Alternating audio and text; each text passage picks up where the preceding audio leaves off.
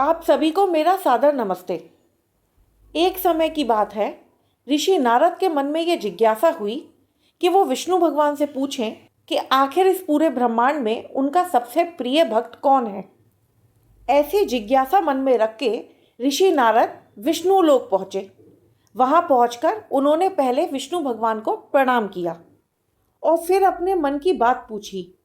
ऋषि नारद ने कहा, हे लक्ष्मीपति, हे जगदीश्वर, आपके तो इस ब्रह्मांड में करोड़ों भक्त हैं जो आपकी पूजा और आराधना करते हैं, लेकिन उनमें से आपका सबसे प्रिय भक्त कौन सा है। भगवान विष्णु मंद मंद मुस्काए, क्योंकि वो नारद जी के मन की सारी बात जान चुके थे। उन्होंने कहा कि हे नारद, मुझे तो अपना हर भक्त प्रिय है। जो भी मेरी पूजा सच्चे मन से निस्वार्थ भावना से करता है, मुझे तो अपना हर वो भक्त प्रिय है। लेकिन ऋषि नारद भगवान विष्णु के इस जवाब से कुछ संतुष्ट नहीं हुए और उन्होंने भगवान विष्णु से फिर से आग्रह करते हुए पूछा कि हे प्रभु, कृपया करके मुझे बताइए कि आपका इस ब्रह्मांड में सबसे प्रिय भक्त कौन है।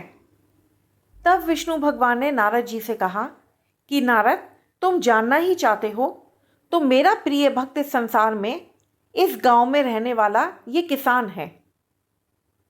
ये बात सुनकर नारद जी को बहुत आश्चर्य हुआ और साथ में निराशा भी हुई और उन्होंने फिर से विष्णु भगवान से पूछा कि भगवान, आपका सबसे बड़ा भक्त तो मैं हूँ।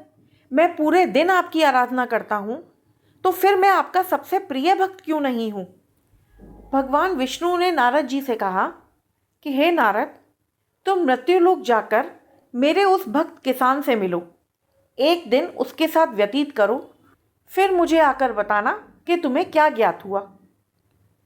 नारद जी ने विष्णु जी से आज्ञा मांगी और आज्ञा पाकर वो पृथ्वीलोक की ओर चल पड़े। पृथ्वीलोक पहुंचकर वो उस किसान भक्त के यहाँ पहुँचे।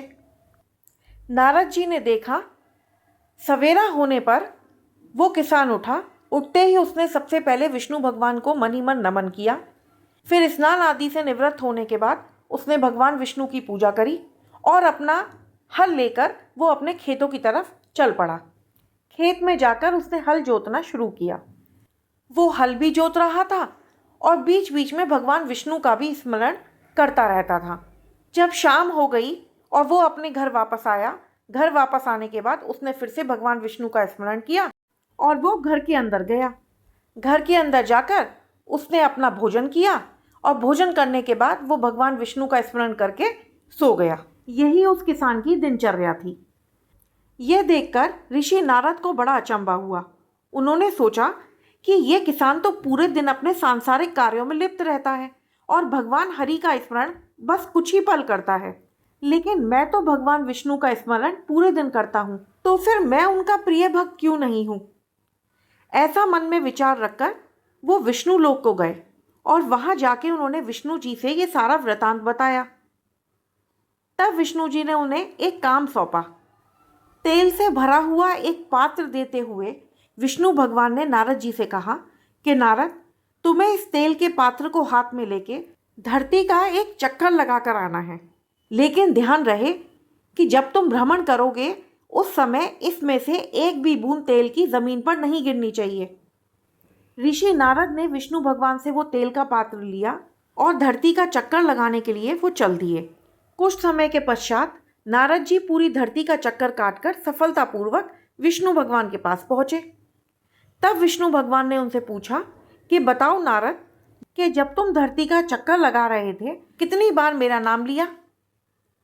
तो नारद जी ने कहा कि भगवान, ये काम तो आप ही का दिया हुआ था। मेरा तो पूरा ध्यान इस तेल के पात्र पे था ताकि इसकी एक भी बूंद धरती पे ना गिर पाए। इस वजह से मुझे तो आपका नाम लेना ध्यान ही नहीं रहा। तब भगवान विष्णु ने कहा कि देखो नारद, तुम्हें मैंने एक काम सौंपा और उसकी वजह से ही तुम मेरी पूजा से विमुख हो गए। तुम्हारा पूरा ध्यान सिर्फ उस तेल के पात्र पे था, मेरा स्मरण करने में नहीं। लेकिन ये किसान जो पूरे दिन मेहनत करता है, अपने परिवार का भरण पोषण करता है, उसे भी ये सारे सांसारिक काम मैंने ही दिए हैं, लेकिन फिर भी वो मेरे द्वारा दिए हुए इन सांसारिक कार्यों को भी जिम्मेदारी से करता हुआ, मेहनत करता हुआ भी दिन में नियम से 3 बार मेरा नाम लेता है। तो बताओ नारद, फिर वो मेरा प्रिय भक्त क्यों ना हो? यह बात सुनकर भगवान नारद लज्जित हो गए। उन्हें अपनी भूल का एहसास हुआ और अब वो विष्णु भगवान की बात समझ चुके थे। उन्हें यह ज्ञात हो गया था कि आखिर क्यों वो किसान भगवान विष्णु का प्रिय भक्त है। उन्होंने भगवान विष्णु को प्रणाम किया और वहां से नारायण नारायण कहते हुए वो अंतर्ध्यान हो गए। बोलिए श्री विष्णु भगवान की जय।